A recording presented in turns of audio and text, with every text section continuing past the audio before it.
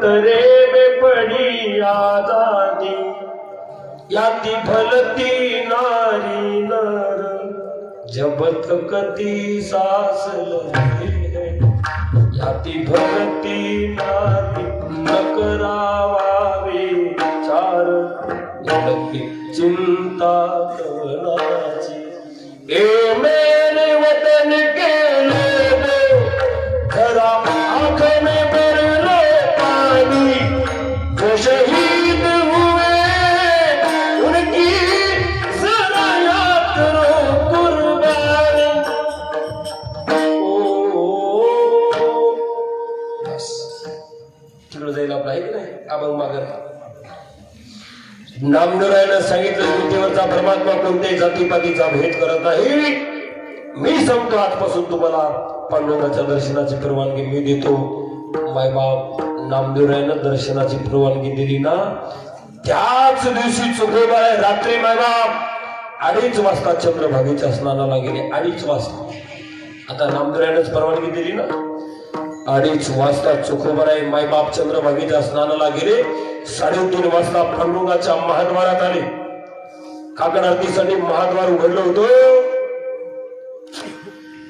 काकड आरतीसाठी महाद्वार उघडलं तो चोखोबरायनं आतमध्ये प्रवेश केला. आतापर्यंत मंदिरात कोणीच नाही. या संधीचा लाभ घेतला चोखोबरायनं आणि 3:30 वाजता चोखोबराय पांडुरंगाच्या मंदिरात गेले मायबाप आणि त्या पांडुरंगाचं मुख पाहिलं. दादा काय माझ्या पांडुरंगाचं रूप आहे बा.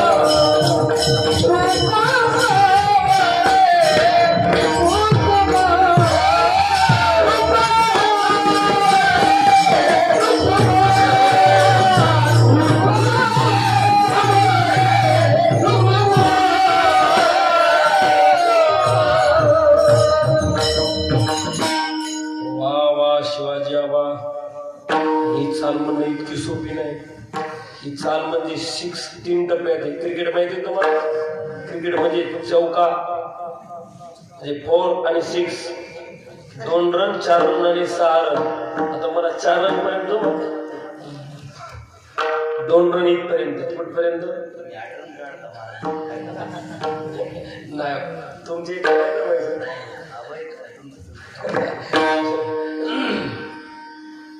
ही चाल ही वारकरी चाल आहे बा.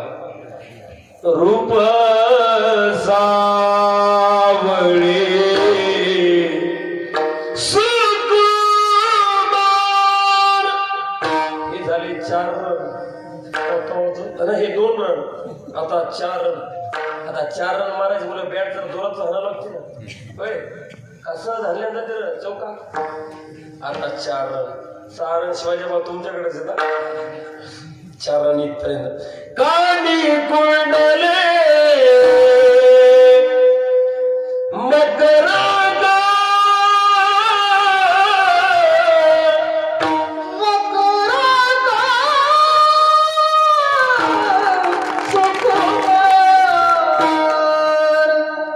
हे झाले 6. या वारकरी चाली लय गोड आहेत वार. या वारकरी चाली ना आता हे वारकरी माणसं आहेत भरपूर ऐकणारे मग मला बोलावंसं वाटतंय. वारकरी चाली जो आनंद आहे ना दादा बाकीच्या चाली नाही. चाली नाही भारी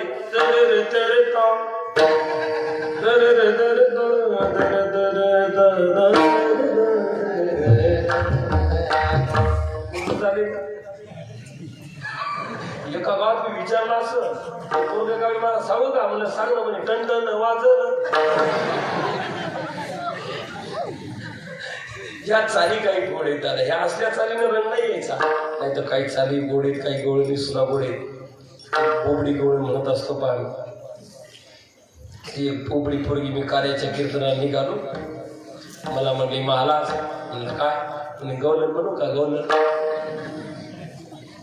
बोबडी पोरगी म्हणली महाराज गवलन म्हणू का गवलन म्हणलं म्हण नाही मला कीर्तनात तरी म्हणायला होईल ना नाही तर बोबड्या सुद्धा खूप गवळणी आहेत बघा दाईबा कितना आता गल्या मी येईना तुम त्या थंग दिली बा दाईबा कितना आता गल्या मी येईना तुम त्या थंग दिली बा बोबड्या कन्यालमध्ये कितन्या काय तुझ्या सोबत आतमधून येणार मी अरे काय झालं तो बोबड्या म्हणला आई काय झालं येईना तुम त्या थंग दिले बा येईना तुम त्या थंग दिले बा येईना तुम त्या थंग दिले बा येईना तुम त्या थंग दिले बा येईना तुम त्या थंग दिले बा अरे कन्या मला झालं काय ते तर सांग ना काय येणार नाही माझ्यासोबत तो मला येणार नाही अरे तुझी ती म्हातारी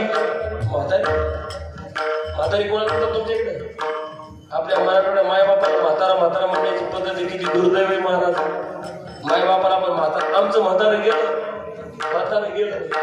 तसं काय कामावरचा गडीच आहे आमची म्हातारी गेली मायबापाला इतकं टाकून बोलू नये दादा हे विनोदाचा भाग काय म्हणले डोबडे अरे तुझी ती म्हातारी तुझी आई काय झालं माझ्या आईचं तो मला ऐकलं तुझ्या आईचं नवल एक दिवशी 14 महिनो मऊ मऊ बोल्या केल्याले बा आई तुझ्या आईनं काय केलं एक दिवशी 14 महिनो मऊ मऊ बोल्या केल्याले बा खंड फुलांना दोन दिल्या मला तो हलती दिली बा अरे तुझ्या त्या आईनं पूर्णाच्या बोल्या केल्या होत्या काय एक दिवशी 14 महिनो मऊ मऊ बोल्या केल्याले बा बोल्या कलाल्या का बोल्या कलाल्या तुम्हाला एक दिवशी 14 महिनो मऊ मऊ बोल्या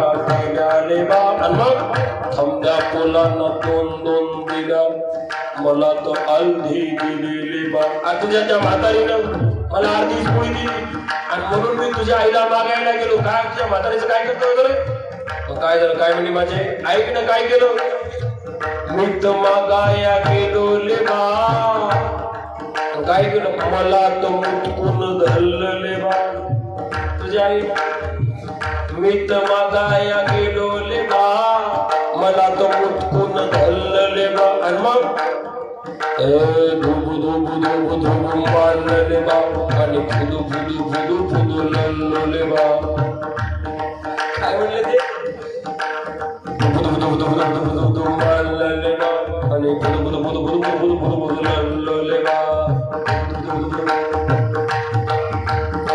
धुबू धुबू धुबू मारले बा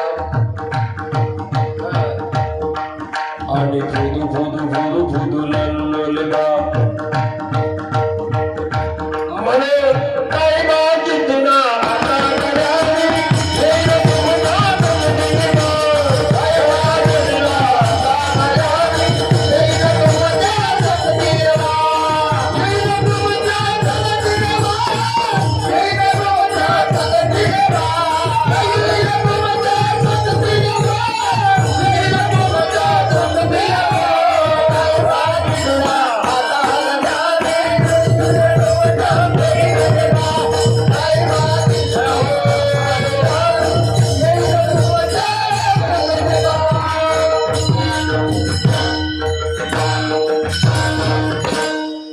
मला वाटतं ती बोबडी पोरगी अशी गवलन म्हणत अशी ती पोरगी म्हणे महाराज गवलन म्हणते गवलन ऐका म्हणलं मन गवलन तिने जी गवलन म्हणली ना ती म्हणे ऐका गवलन काय गेले बाई उसाच्या मल्यात उसाच्या संत्र्याच्या नाही उसाच्या मल्यात आणल्या बाई पाकुल्या धलून अकुल्या म्हणलं शिवरात्रीच्या दिवशी का म्हणे हो दिल्या बाई नवल्याला कलून गेला बाई नवला मलून म्हणलं अजून किती चरण राहिले तुम्ही अजून एक चरण राहिले मारा मला पटकन मार ती इतक्यावर नाही थांबली म्हणे दिल्या बाई नवल्याला कलून गेला बाई नवला आता काय कलायचे ललून काय म्हणली ती आता काय कलायचे ललून घेते बाय दुसरा कलून अशाने नाही जमायचं कुठून निघलं आपले यांच्या चालून निघलं चोखोबारांचे रूप पाहिलं खानी कुंडले मकराकार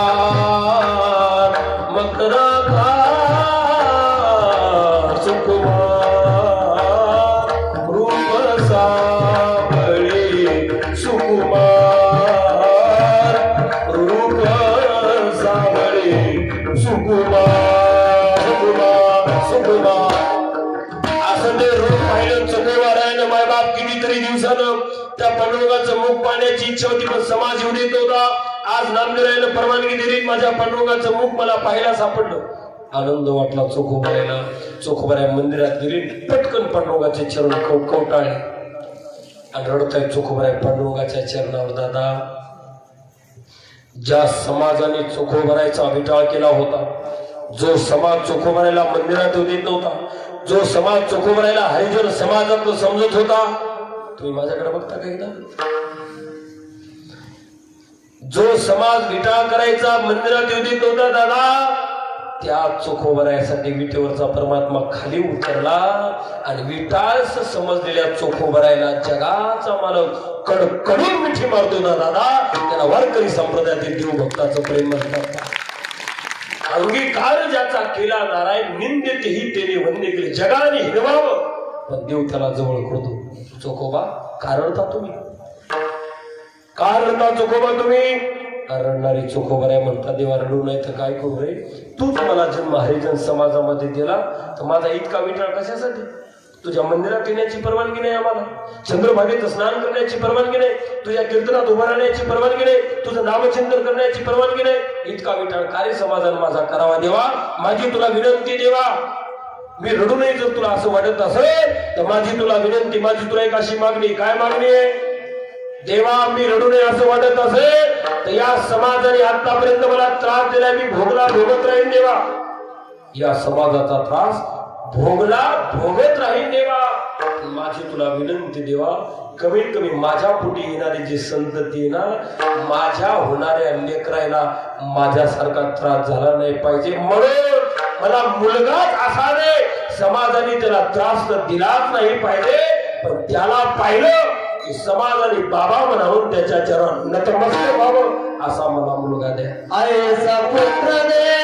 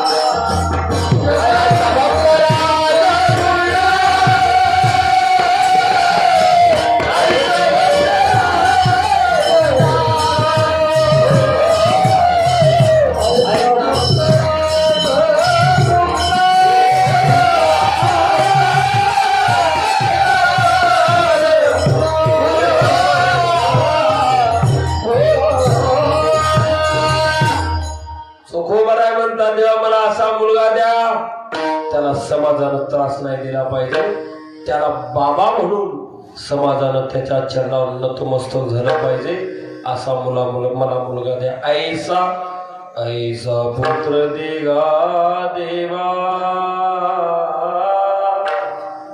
ऐसा पुत्र देगा देवा जग म्हणे त्याला बाबा आता बाबा म्हणजे काय आपण बाबा कोणाला म्हणतो तू बाबा कोणाला म्हणता रे? आईला. हं. ए तात्या, हो तात्या इकडे. तो आई, तुम्ही आई कोणाला म्हणता? आई बाबा. हं.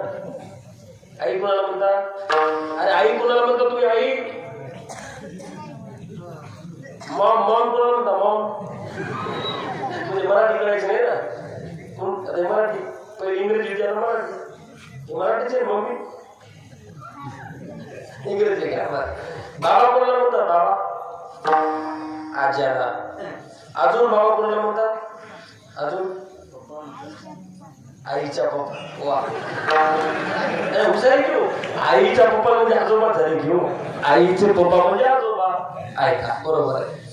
बाबा कुणाला म्हणतात? दादा. दादा याचा आवाज बरोबर नाही थोडा. बाबा कुणाला म्हणतात? समोरच्या बाबा त्याला म्हणतात दादा जो आपल्यापेक्षा वयानं मोठा आहे. बाबा त्यांना म्हणतात. जो आपल्यापेक्षा अधिकारानं मोठा आहे. बाबा त्याला म्हणतात. जो आपला जन्मदाता आहे. बाबा त्याला म्हणतात. या सगळ्याचा अर्थ असा होतो जो अधिकारी आहे, जो श्रेष्ठ आहे, जो अधिकारानं मोठा आहे. बाबा त्याला म्हणतात. मग चोखोबाऱ्यांत मला मुलगा तसाच पाहिजे. तो अधिकारी असला पाहिजे, तो श्रेष्ठ असला पाहिजे, तो महात्मा असला पाहिजे, तो संत असला पाहिजे, जेणेकरून त्याला पाहिलं की जगाने त्याला बाबा म्हणावं आणि त्याच्या चरणात नतमस्तक व्हावं. ऐसा पुत्र देगा देवा जग म्हणे त्याला बाबा. मला वाटतंय जसं चोखोबाऱ्या मागतात की नाही, असंच एके ठिकाणी छत्रपती जिजाऊ मासाहेब सुद्धा मागतात. पहा कुठं मागतात सांगतो. उद्या शिवाजीराजांची जयंती नाही. भाग्यवान आहे मायबाई. 3 पर्व एकादशी, आज महाशिवरात्र, उद्या राजाची जयंती. ओ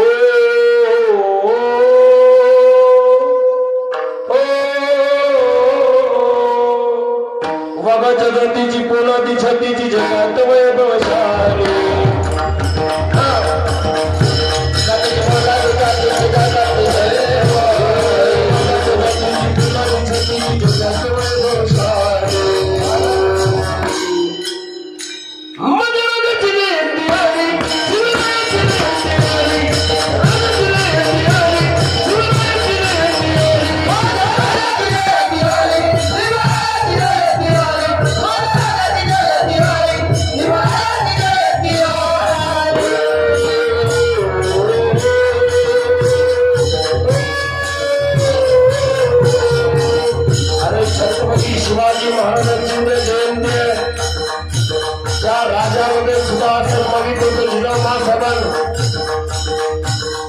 लखोजीराव जाधवांनी शहाजीराजे भोसले निजाम शहाच्या दरबारात चाकरीला होते. मला निजाम शहाच्या दरबारामध्ये सासरा जमायाचा वाद झाला आणि लखोजीराव जाधवांनी शहाजीराजे भोसलेंच्या अंगावरती वार केला. शहाजीराजे भोसलेंनी निजाम शहाचा दरबार सोडला आणि नगरला राहायला आले. शहाजीराजे भोसले नगरला राहत असताना मायबाप, अरे आपला बाप माझ्या मालकावरती कपलेल्या नगरला राहणे योग्य नाही. माझा बाप झाला म्हणजे काय झालं? माझ्या कुंकुवावरती शहाजीराजे भोसले म्हणजे राणी साहेबांचे अतिरेक. माझा बाप माझ्या मालकावरती कपलेला आहे ना, नगरला राहणे योग्य नाही. माझा बाप कधी वार करू शकतो म्हणून नगर सोडलं. माझा सुरक्षित ठिकाणी आता जिजाऊ मासाहेब शहाजीराजे भोसले जुन्नर तालुक्यामध्ये शिवनेरी नावाच्या किल्ल्यावरती आले. शिवनेरी नावाच्या किल्ल्यावरती जात आहेत मायबाप. विश्वासराव देशमुख राहत आहे शिवनेरीवरती आणि विश्वासरावांना सांगतात शहाजीराजे भोसले, विश्वासराव आमची राणी साहेब तुमच्या स्वाधीन करत आहोत. आम्ही स्वारीवरती मोहीमेवरती जात आहोत. आमच्या राणी साहेबांची सुरक्षा तुमच्या हातात आहे शिवनेरीवर. आता जिजाऊ मासाहेब शिवनेरीचा फायदा सोडून वर जात आहे. वर गेल्या मायबाप शिवनेरीवरती शिवाई देवीचं मंदिर आहे. वर गेल्याबरोबर जिजाऊ मासाहेबांनी शिवाई देवीच्या समोर असा पदर पसरला. हे माते, मला या रयतेचं स्वराज्य उभं करायचंय. मला गोरगरिबावरती होणारा अत्याचार बंद करायचा माते. गरिबांची झळपळ होणारी मला बंद करायची. मला गरीब शेतकरी राजाचं स्वराज्य उभं करायचे. माझे तुझ्या समोर पदर पसरते मला असा मुलगा दे की त्या मुलानं शेतकरी राजाचं स्वराज्य उभं केलं पाहिजे. गरिबांची होणारा अत्याचार त्यानं बंद केला पाहिजे. इतकंच नाही, विधवेच्या किंकाळ्या त्यानं बंद केल्या पाहिजे. मागे असा जर तू मला मुलगा दिला, माझ्या होणाऱ्या लेकराचं नाव तुझंच नाव मी माझ्या बाळाचं ठेवीन. ती मागणी घातली माझ्या जिजाऊ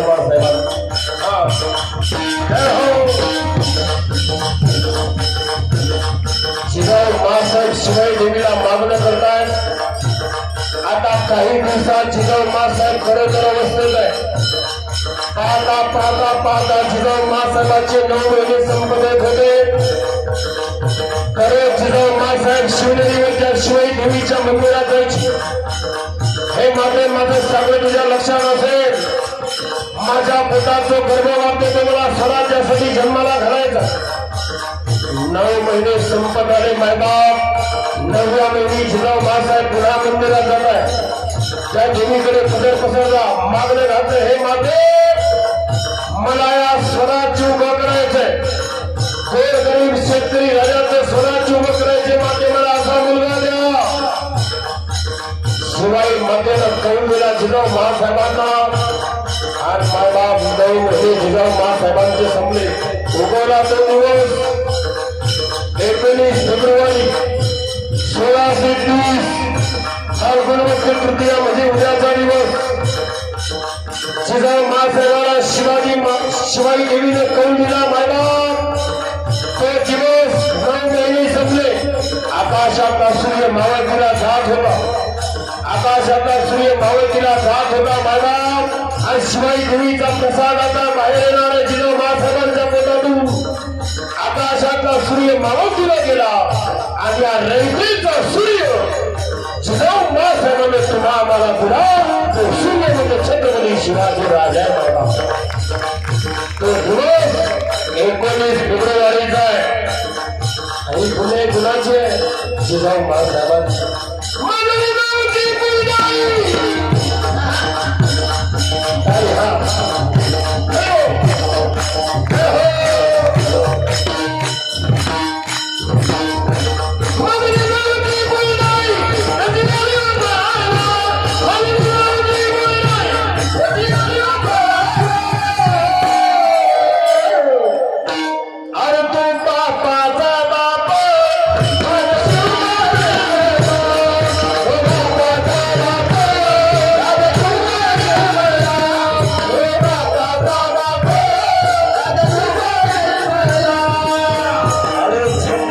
शिवाजी राजा 19 फेब्रुवारीला जिजाऊ मासाहेबांनी तुम्हा मला दिलाय रयतेच्या स्वराज्यासाठी. तो सूर्य नुसतं जन्माला घातलेलं आहे. जिजाऊ मासाहेबांनी आज्ञा केली, बाळा तुला हातापायाला मोठं नाही व्हायचं नुसतं. मग रयतेचं स्वराज्य उभं करायचंय तुला. मग आता होती मधी शपथ घेतली स्वराज्याची.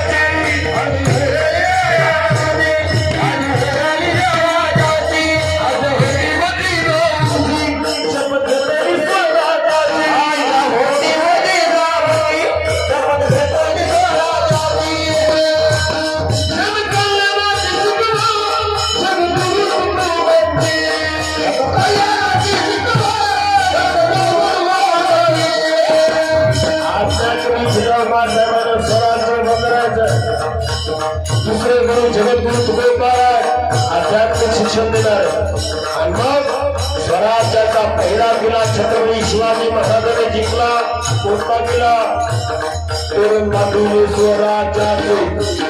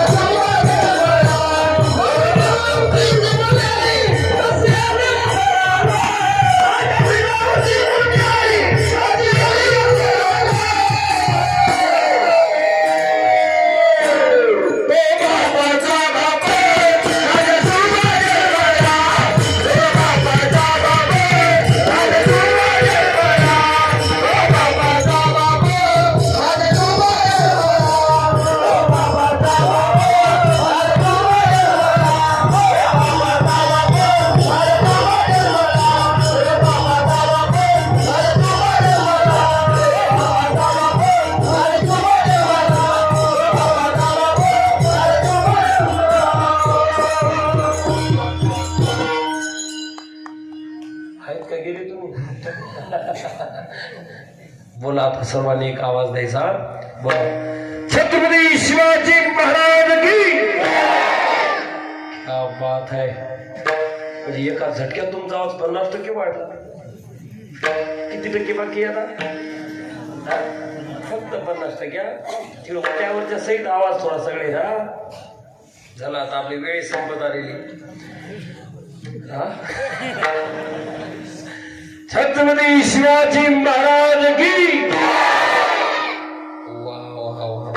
75%. आता किती टक्के राहिला? चांगला तुला खूपच नाही ना म्हणूनच आवाज काढतो तू.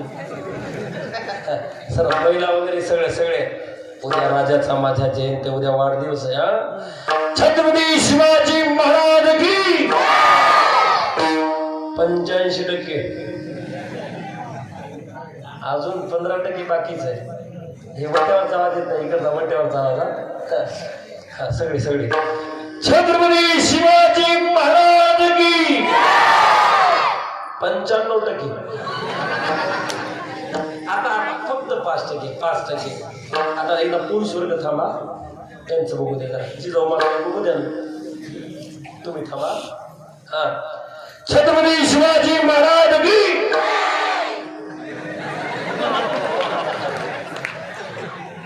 मला वाटतं तुम्ही माझे लागता. पुन्हा छत्रपती शिवाजी महाराज की. एवढ्या वेळेस माफ आहे ना. पुढच्या वर्षी म्हणतील त्या मी जोरात. छत्रपती शिवाजी महाराज की. 61%. चला कुठे निघाला आपले. जसं चोखोबा आहे मागता. ऐसा पुत्र देगा देवा. तसं जिजाऊ मासाहेब सुद्धा मागते ना देवीकडे. मला स्वराज्य उभं करणारा मुलगा पाहिजे. ऐसा पुत्र देगा देवा. छत्रपती शिवाजी महाराजांसारखा. ज्याला जग म्हणे बाबा. आज मायबाप छत्रपती शिवाजी महाराजांना जाऊन इतके दिवस झाले तरी आजही समाज छत्रपती शिवाजी महाराजांना विसरत नसेल. तर चोखोबराय म्हणतात ऐसा पुत्र देगा देवा. जग म्हणे त्याला बाबा. विठोबा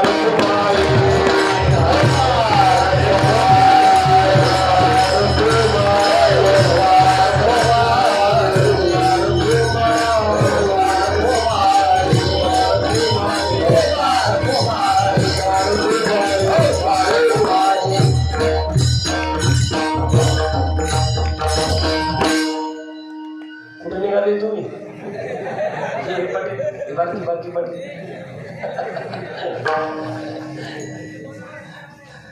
सुवाली असेल तर ऐक नाही.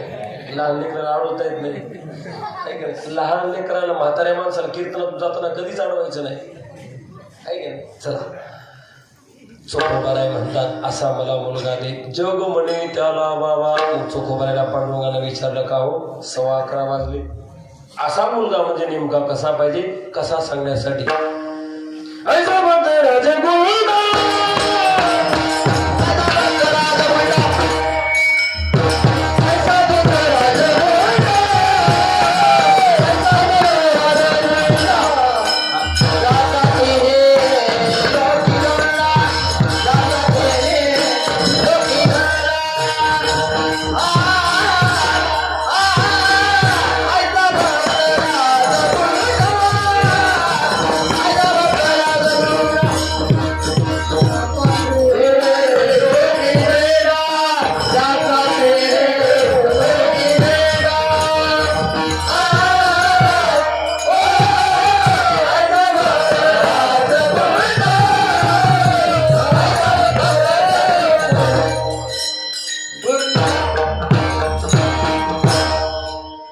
चाल तशीच वाजवावं लागते. राजगुंडा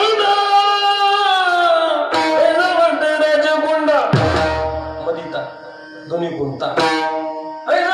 राजगुंडा ज्याचा तीही लोकी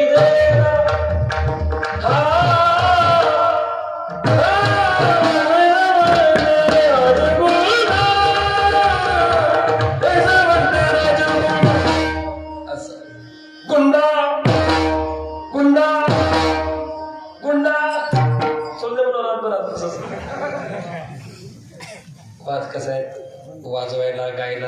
असले की कीर्तनाला आनंद त्याचं तुम्हाला सगळ्यांना वाटलं असेल महाराज असा कसा आहे 10 वाजले तरी येईना अजून.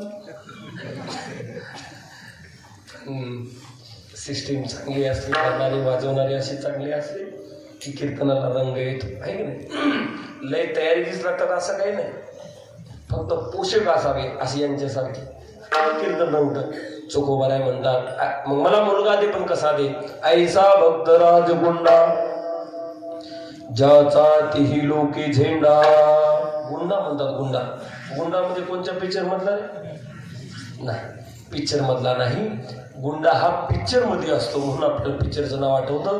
गुंडा या शब्दाचा अर्थ असा आहे जो वाईट कामातल्या अंतिम टोकापर्यंत जातो, जो वाईट कामाच्या शेवटापर्यंत जातो तो वाईट कामातला गुंडा आहे. वाईट कामाच्या अंतिम टोकापर्यंत शेवटापर्यंत जाणारा जर वाईट कामातला गुंडा असेल तर चांगल्या कामातल्या अंतिम टोकापर्यंत जाणारा हा चांगल्या कामातला गुंडा आहे. कोणता मग? भक्तराज. भक्तातला तो श्रेष्ठ असला पाहिजे, भक्तराज गुंडा. मग ज्याचा तिही लोकी झेंडा. इतकं बोलून सुद्धा चोखोबाराय मान मागताय दे रे, तरी देव मान सुद्धा हलवत नाही. मग चोखोबार म्हणतात का रे तुला मुलगा देणं होत नाही का? एक काम कर ना, मुलगी दे.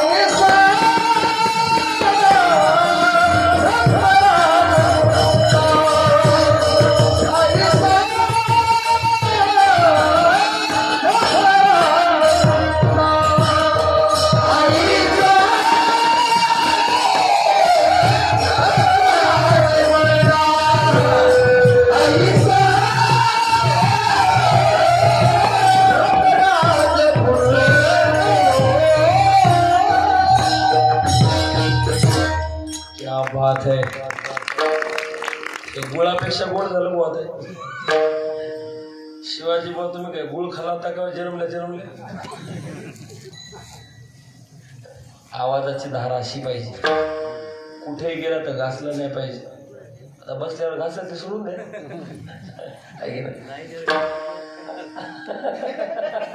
ज्याला नाही त्यांनी घासायचं घासायची पण न्यायचंच नाही.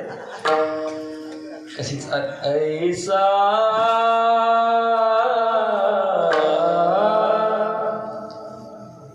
कन्या तरी ऐसी दे जैसी मुक्ताबाई जैसे मेरा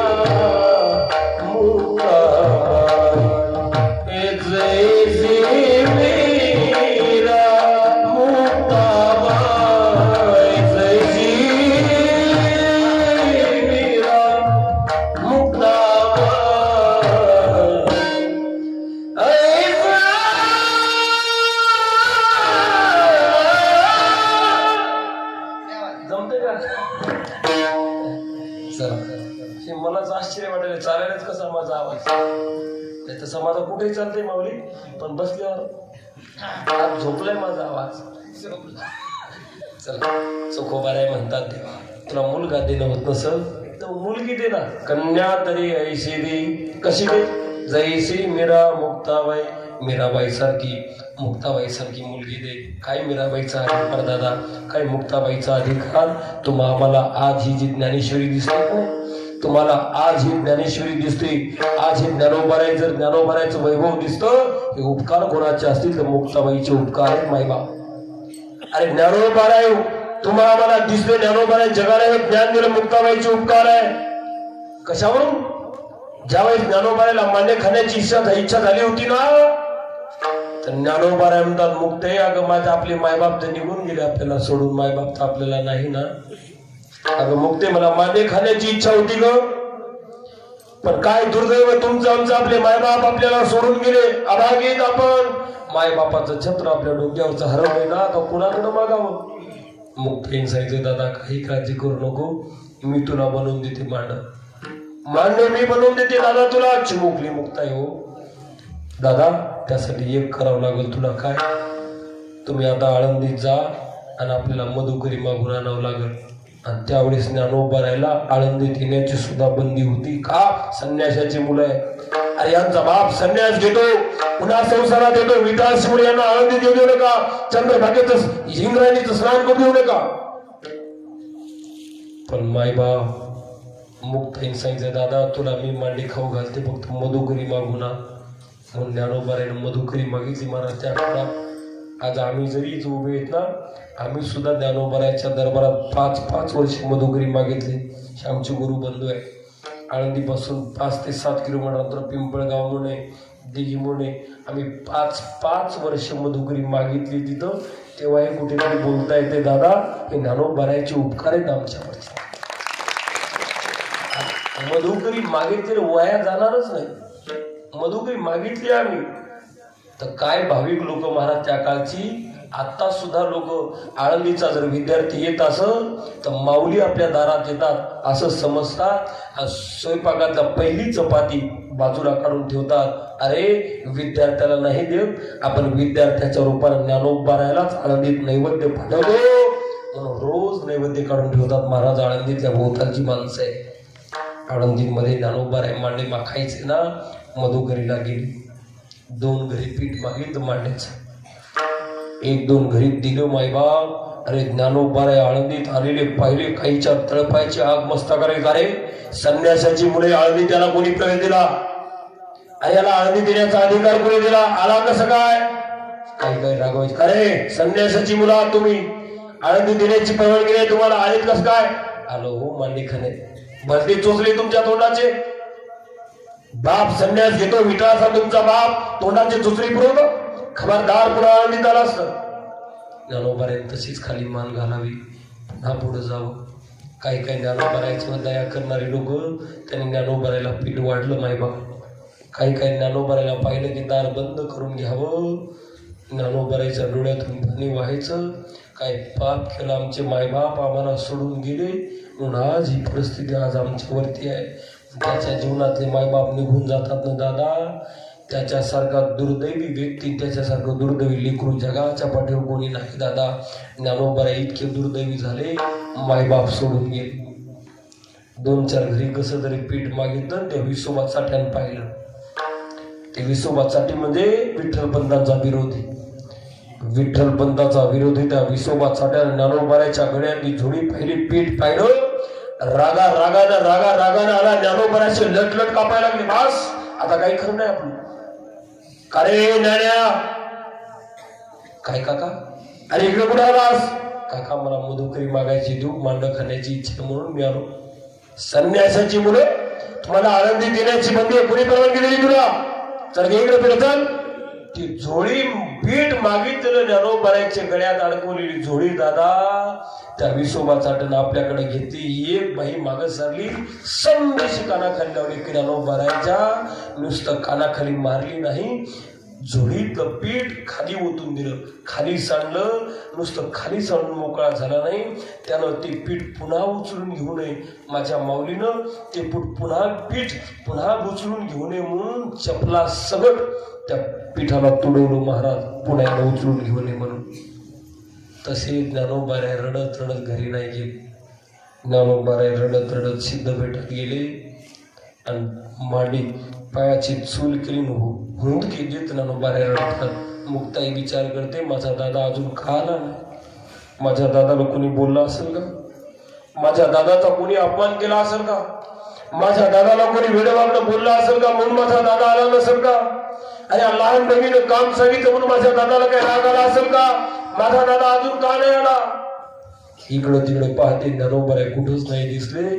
बराच वेळ झाला म्हणून मुक्ताईला वाटलं माझा दादा नेहमी सिद्धपेठात जाऊन बसतो म्हणून मुक्ताई सिद्धपेठात जाते. सिद्धपेठात जाते मुक्ताई दादा. तर एका झोपडीतून हुंदके देत रडण्याचा आवाज येत होता. झोपडीचं दार बंद आहे आणि हुंदके देत रडणाऱ्या दादाचा आवाज मुक्ताईने ओळखला. दादा, अरे तुझ्यासारख्या योग्याला हे रडणं शोभा देत नाही दादा. काय झालं? अरे मी तुला काम सांगितलं, पीठ आणायला पाठवलं, मधुकरी आणायला पाठवली म्हणून राग आला का दादा तुला माझा? अरे तुला माझा असा राग येत असेल दादा, पुन्हा मी तुला असं काम सांगायची नाही रे. पण मी तुझ्यासाठीच तुला मधुकरी मागायला सांगितली ना, तुलाच मांडे खाण्याची इच्छा होती ना म्हणून सांगितलं. ज्ञानोबराय काहीच बोलत नाही. हुंदके देत रडताय, डसा डसा ज्ञानोबराय रडतात. तर रडणाऱ्या ज्ञानोबरायला मुक्ताई उपदेश करते. बा दादा, असं तू जर रडत बसला तर या जगाला ज्ञान कोण देईल? अरे तू ज्ञानासाठीच तुझा अवतार आहे, जगाला ज्ञान वाटण्यासाठी तुझा अवतार आहे. असं जर ज्ञान रडत बसलो, असं ज्ञान जर झाकून बसलं ते जग अज्ञानी राहील दादा. तुझ्यासारख्या दादाला, तुझ्यासारख्या ज्ञानवानाला असं लपून बसणं, रडत बसणं शोभा देत नाही. बाहेर ये, डोळ्यातले अश्रुपूस. विश्वरागे झाले वन्नी, संती सुखे वावे पाणी. अरे जगानं जर अग्नी झालं दादा तर आपण पाणी झालं पाहिजे, पण रुसून बसू नको.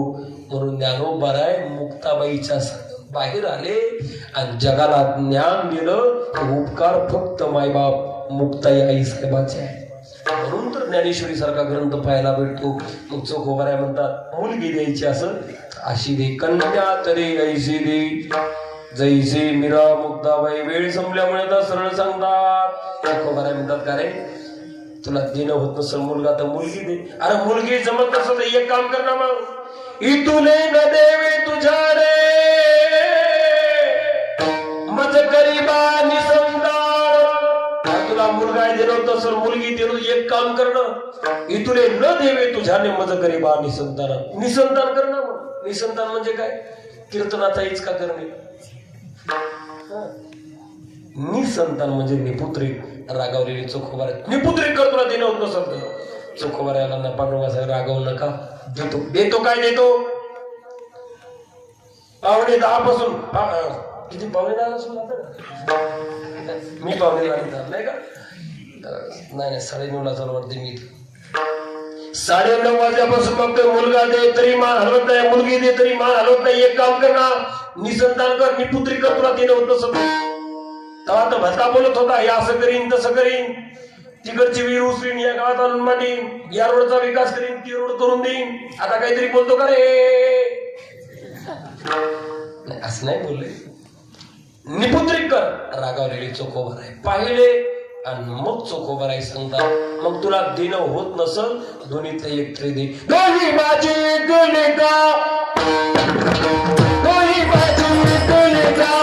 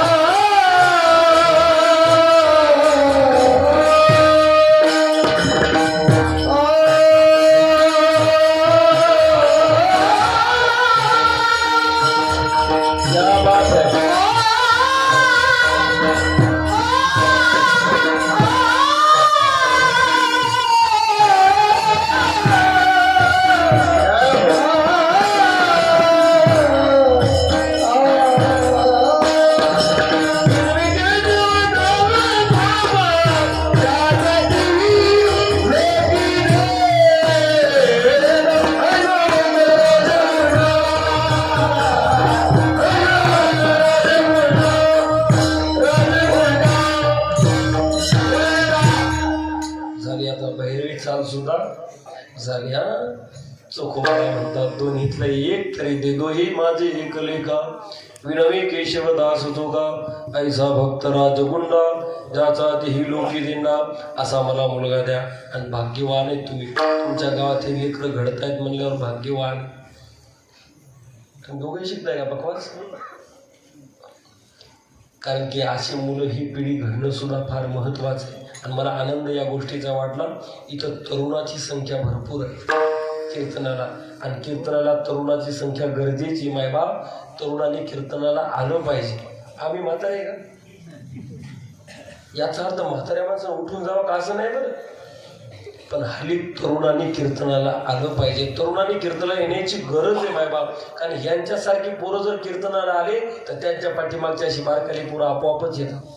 तुम्ही पुढं हे वयस्कर माणसं तुम्ही परमार्थात ऐकून तुमच्या पाठीमागची पिढी तुमच्या पाठीमागे येते. आता ही पिढी जर परमार्थाकडे यायला लागली तर त्याच्या पाठीमागची पिढी सहज परमार्थाकडे येतील दादा.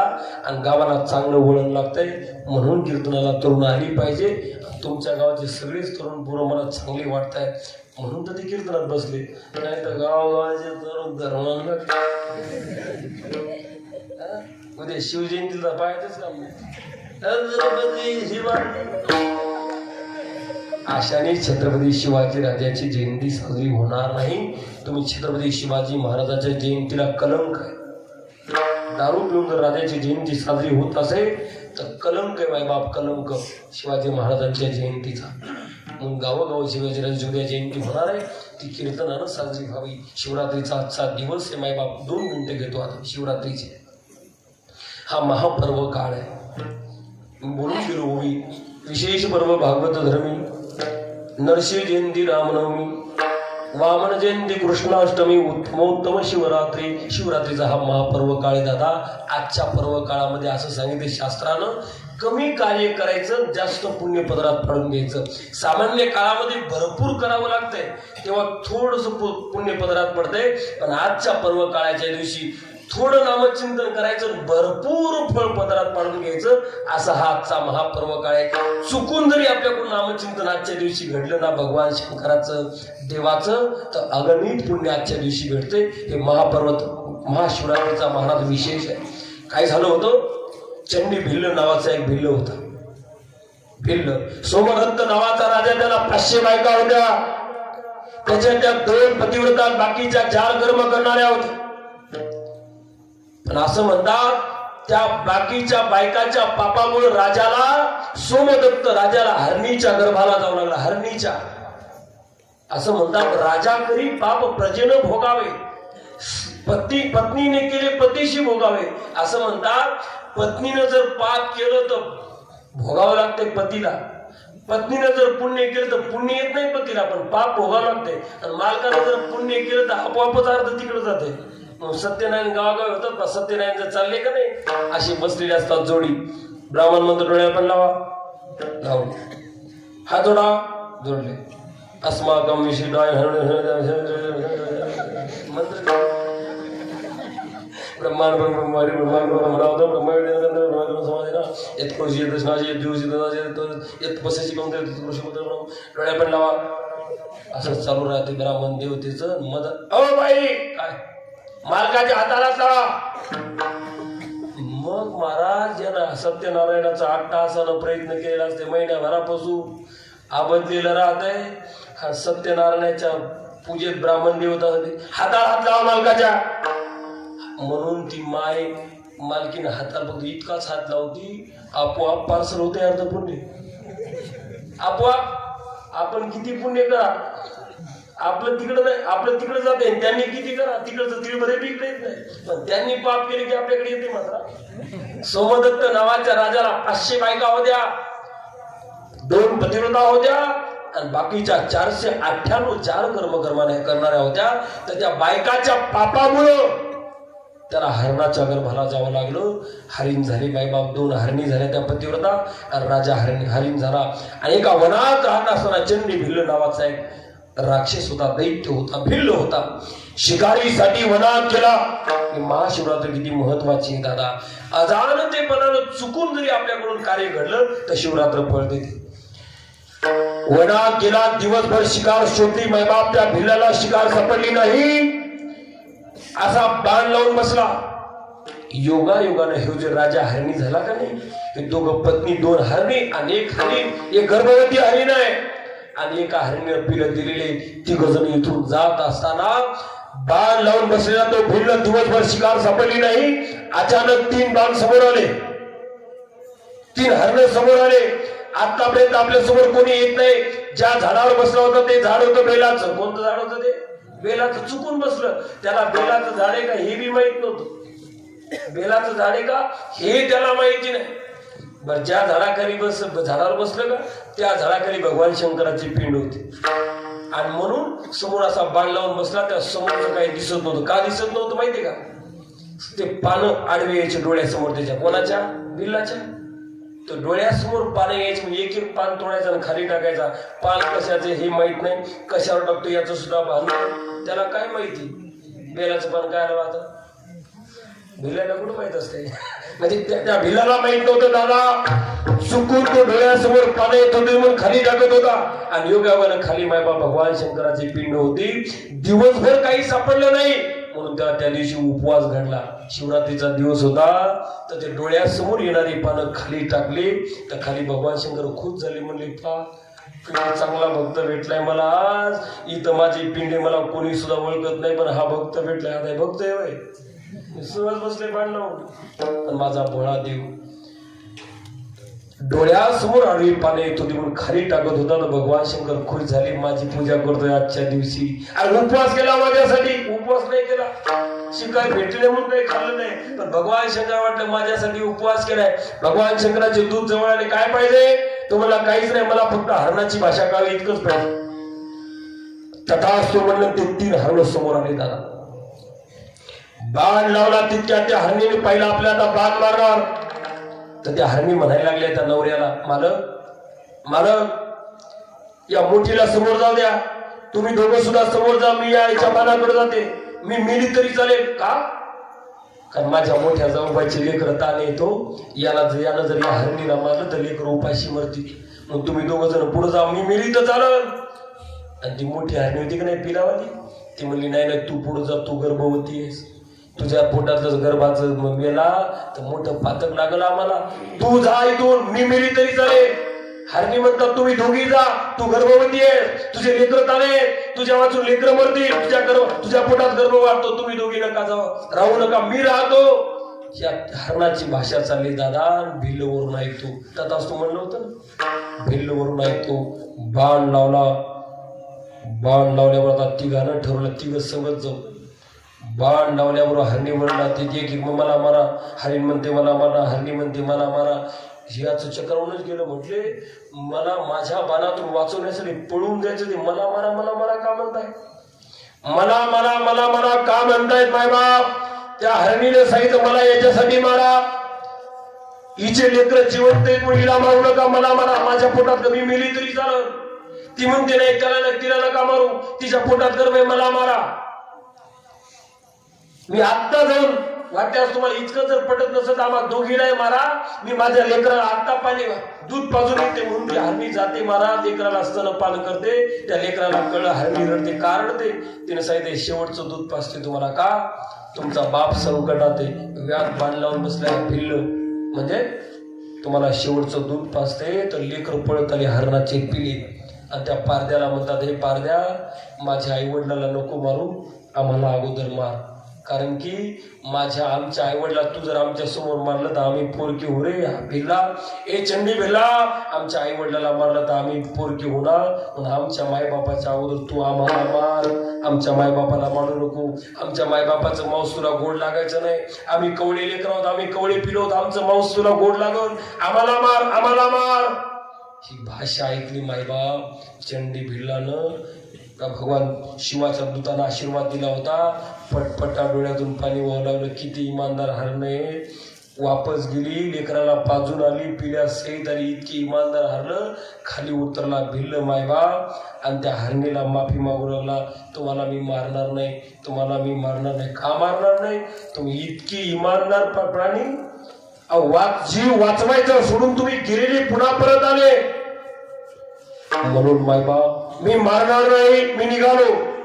त्या हरणाने विचार केला, मला माहिती तू आम्हाला का मारणार नाही. ते हरण बोलायला लागले, अरे तू आम्हाला का मारत नाही मला माहिती आहे. अरे तुला वाटत असेल 5 हरण जर मारले, त्या 5 हरणाचं मांस मी घरी कसं घेऊन जाऊ, याच्यासाठी तू आम्हाला मारत नसशील. इतकं पुढचं बोलायला लागले हरण. नाही तसं काय नाही, माझ्यावर भगवान शंकराची कृपा मारू शकत नाही. नाही, तुम्हाला भगवान शंकराची शपथ आहे, आज आम्हाला तुम्ही मारा, आमचं मांस खा. तुम्ही वचन दिलं होतं तुम्हाला की आम्ही तुला तुझ्या हाताला मारून तुला मांस खायला पाहिजे, वचन दिलं, मारा. भिल्ल पुढे जातो, हरण पाठीमागे जातो. भिल्ल पुढे जातो, हरण पाठीमागे जाता. तर मायबाप त्याला ही सद्बुद्धी न मारण्याची का सुचली? भगवान शंकराची कृपा. त्याच्याकडून चुकून डोळ्यासमोर आडवे येणारे बेलाचे पात्र पानं त्याला खाली तोडले. त्याला बेले हेही माहिती नव्हतं, पण डोळ्यासमोर आडवे येतात म्हणून खाली टाकले. तर ते भगवान शंकराच्या अंगावर पडले. काही खायला नाही भेटलं म्हणून उपाशी राहिला. तर भगवान शंकराला वाटलं, यानं माझ्यासाठी उपवास धरला, मला कोणी विचारत नव्हतं, मला बिल्वपत्र वाहिलं, किती माझा मोठा भक्त, भोळा भक्त आहे. भगवान शंकर मायबाप त्याला प्रसन्न झाला आणि त्याला सद्बुद्धी ठेवली. तिथून पुढे तो भगवान शंकराची भक्ती करू लागला. तर त्या 5 हरणासाठी स्वर्गातून विमान आलं. त्या 5 हरणाचे सत्पुरुष माणसं तयार झाले. त्या विमानात बसले, निघून गेले. हे भिल्ल म्हणला, का हो हे विमान काय 5 सीटाचं आहे काय? माझं एखादं सीट उभं राहून गेलो असतो, मी मला घेऊन झालं. शिवदूतांना सांगितलं, अरे तितकं पुण्य तुझं अजून झालं नाही. या शिवरात्रीत चुकून तुझ्याकडून व्रत घडल्या गेले ना, म्हणून तुला ही सद्बुद्धी भेटली. तुला जर विमानात बसून जायचं असेल तर पुढच्या शिवरात्रीपर्यंत असंच व्रत करत राहा, म्हणजे तुला नक्की भगवान शंकराचं विमान आल्याशिवाय राहणार नाही. इतकं हे महाशिवरात्रीचं व्रत मोठं आहे. सहज केलं, अनायासे केलं, अजाणतेपणानं केलं तरी भगवान परमात्मा आपल्यावर खुश होतात. इतकं मोठं पर्व काय. पण आजच्या दिवशी मायबाप आपण कीर्तन, बरं झालं 12 पर्यंत जर आपलं कीर्तन आहे, म्हणजे भगवान परमात्मा शिवरात्री देवाचं चिंतन आपल्याकडून घडलंय. सप्ताह आपण शिवरात्रीच्या काळात केलाय. भाग्यवान माणसं आहे. आणि थोडं करायचं, मोठं पुण्य पदरात पडून घ्यायचं, असा हा शिवरात्रीचा पर्व काळ आहे. असो, आपला वेळ बराचसा झाला. तुमचा वेळ मी काय तसा कमी घेतलेला झाला असं समाधान, उशीर झाल्याच. मला तुम्हाला कशी काळजी वाटते, आम्हालाही काळजी वाटते. पण काय करा, रस्ता असते, ट्रॉफिक असते, कुठं रस्ता खराब असते, गाडीच्या पुढे आपण पळू शकत नाही. सारखीच आमच्या कामाची दादाची दादारावजी सारखे कुठपर्यंत आले, म्हणलं आलो आलो, तिकडे बी आलो. चला, म्हणून इथपर्यंत येण्याचा योग प्राप्त झाला. आमच्या कामाजी महाराजांनी मला सेवेची संधी उपलब्ध करून दिली. दादाराव महाराजांनी तुम्हा दोघांना सुद्धा कोटी कोटी धन्यवाद. इतक्या चांगल्या माणसाची सोयरी करून दिली यांनी. आनंद वाटला मला. कीर्तनासाठी बघा भरगच्च मंडप भरलेला आहे. आम्ही याच्यापेक्षा मोठ्या समाजात कीर्तन करतो, पण इतकं शिस्तबद्ध वातावरण मला तुमच्या गावात पाहायला भेटलं. तरुण पोरं सुद्धा उठले नाही, माणसं सुद्धा उठले नाही, बिलकुल उठले नाही. समजा ते सोडून द्या. अतिशय सुंदर नियोजन आहे. सर्व गावकरी मंडळींना कोटी कोटी धन्यवाद. आपल्या सप्ताहाला पुढच्या शुभेच्छा आहे. जास्त वेळ न घेता सर्वांना कोटी कोटी धन्यवाद. उशिरा का होईना आमचे परमित्र अंबादासराव बी आले. कुठून आले? आमचे परमित्र अंबादास महाराज उपस्थित आहेत. परजण्यानं आमचे आपल्या पेरजाबादून आमचे हे दादा आले. भागवत महाराज तुम्ही माझे मुराळे म्हणून तुम्हाला धन्यवाद. या दोन्ही लेकरांनी चांगलं वाजवलं बरं, म्हणजे हे लेकर बरं चांगला हात आहे. तुम्हालाही धन्यवाद बरं का. अशी प्रगती करा. आणि आमच्या दादाराव महाराजाचा हात गोड आहे. तुम्हालाही धन्यवाद. माऊली महाराज, कामाजी महाराज, शिवाजी आबा, पंडितराव मामा, रायणी सगळे सर्वांना कोटी कोटी धन्यवाद.